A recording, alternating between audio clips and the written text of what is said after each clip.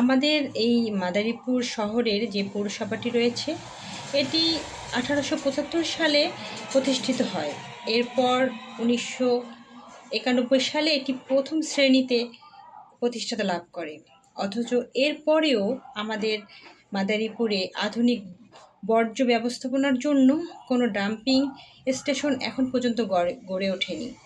পৌরসভার 9টি ওয়ার্ডের 34টি মৌজায় 2 লাখ মানুষের বসবাস। এরপরেও আমাদের মাদারীপুরে মানে এখন পর্যন্ত একটা ময়লা ফেলানোর জন্য এখন পর্যন্ত একটা ডাম্পিং স্টেশন তৈরি হয়নি। আসলে এটা খুবই দুঃখজনক। তো আজকে আমরা আপনাদের দেখাবো যে এই মাদারীপুর শহরের যে পৌরসভার যে ময়লাগুলো সেগুলো একটা এটা হচ্ছে মাদারীপুর শরীয়তপুর যে সড়কটি রয়েছে আঞ্চলিক, সেই সড়কের পাশে ফেলা হচ্ছে। আর সবচেয়ে বড় কথা যে আমাদের এই যে একটা বিসিক শিল্পনগরী আছে, যেটি 61 কোটি টাকা ব্যয় নির্মিত হয়েছে। একটা আধুনিক বিসিক শিল্পনগরী তৈরির উদ্দেশ্যে এটি করা হয়েছে।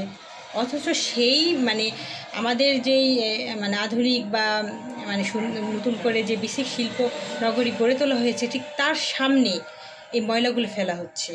আমরা কতটা কি বলবো, যে বলার ভাষা নেই যে আমরা কতটা অমানুষ হলে বা আমরা কতটা অনিয়মের মধ্যে থাকলে মানুষজনের স্বাস্থ্য, পরিবেশ এগুলোর কথা চিন্তা না করে আমরা প্রতিনিয়ত পৌরসভার সমস্ত ময়লাগুলো আমরা খোলা জায়গায় রাস্তার পাশে ফেলছি। আসলে এ নিয়ে আমাদের কোনো মাথা ব্যথা নেই, আমাদের কোনো প্রতিবাদ নেই, আমরা এই ব্যাপারে কোনো কিছু করি না। আর এর ফলেই পৌরসভা দীর্ঘদিন যাবত এই ময়লাগুলো ফেলে আসছে।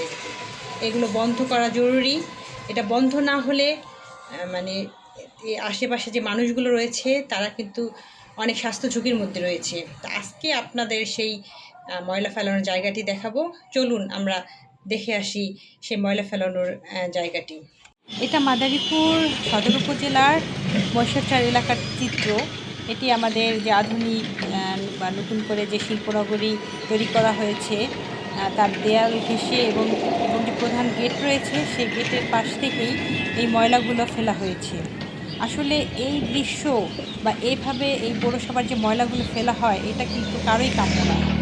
কোনোভাবেই কিন্তু এইভাবে খোলা স্থানে ময়লা ফেলানো কিন্তু মোটেও ঠিক না, কারণ এতে মানুষজন স্বাস্থ্য ঝুঁকি এবং পরিবেশ দূষণ হচ্ছে। তাই যে পৌর কর্তৃপক্ষ আছে তাদের জানাবো যে তারা যেন দ্রুত এখান থেকে ময়লাগুলো অপসারণ করে এবং আর নতুন করে যেন কোনো ময়লা না ফেলে, কারণ একটা বিশাল এলাকা জুড়ে এভাবে ময়লার স্তূপ করার কোনো মানে নেই। এগুলো প্রতিনিয়তই মানুষজনের স্বাস্থ্যসহ পরিবেশ হুমকির মুখে পড়ছে। আর বিশেষ করে যে এই ময়লা স্তূপের আশেপাশে যে মানুষজনগুলো বসবাস করে আর এই পথ দিয়ে যারা প্রতিদিন যাতায়াত করে তারা খুবই ঝুঁকির মধ্যে রয়েছে।